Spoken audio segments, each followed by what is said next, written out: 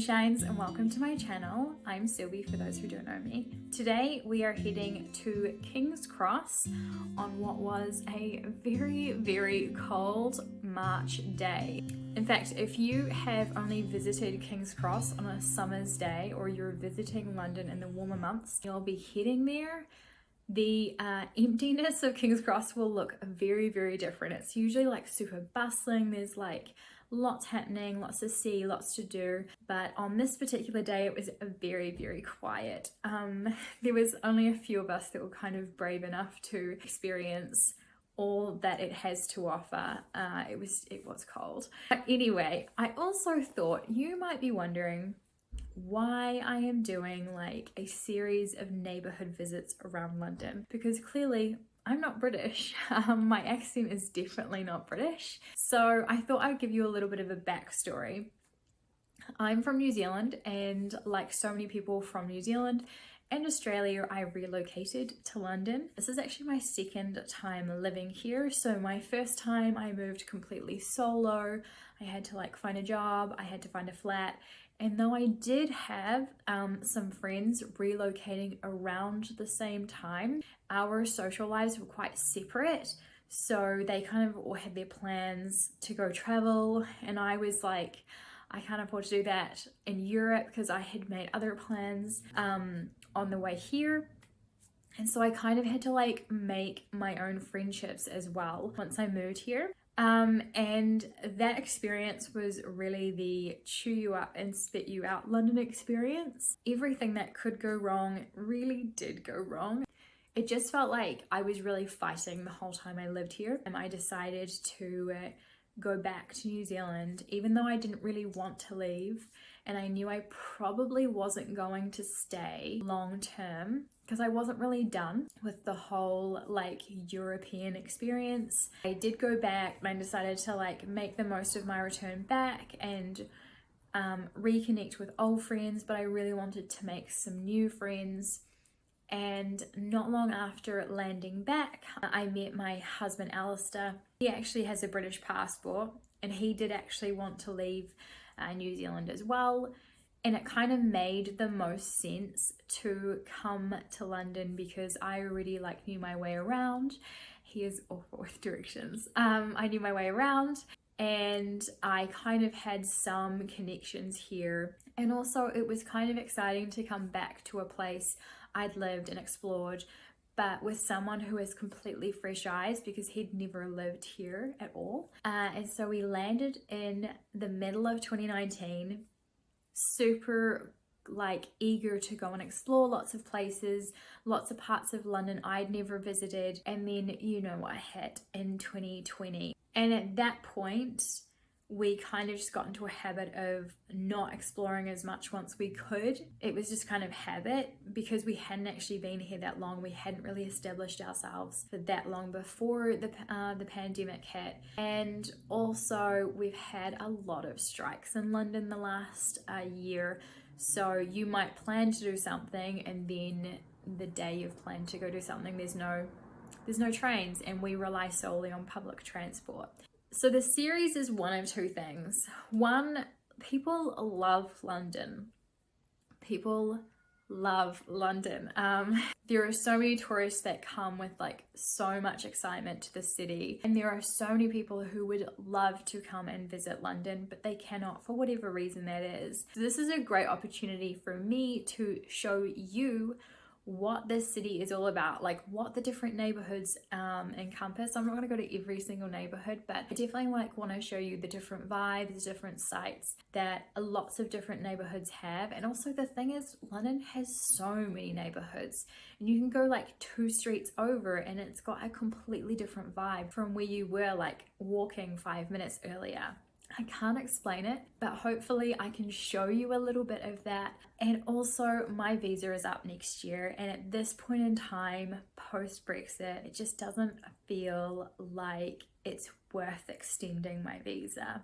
So it's also a great opportunity to go and see London because it's not always just going to be at my doorstep. So I would love to know, what neighborhoods you would like to see in future episodes. I also have moved overseas 4 times in my life, twice solo. So I understand kind of the absolute difficulty, but also the challenge and the excitement of moving overseas on your own and all that that encompasses. So if that's something you'd like me to expand on, I'd be more than happy to. I really believe in moving overseas, and I wish it was as easy as it was like 40 years ago. I think it's sad how many borders are closing. So let me know in the comments below, and we're gonna go off to King's Cross now.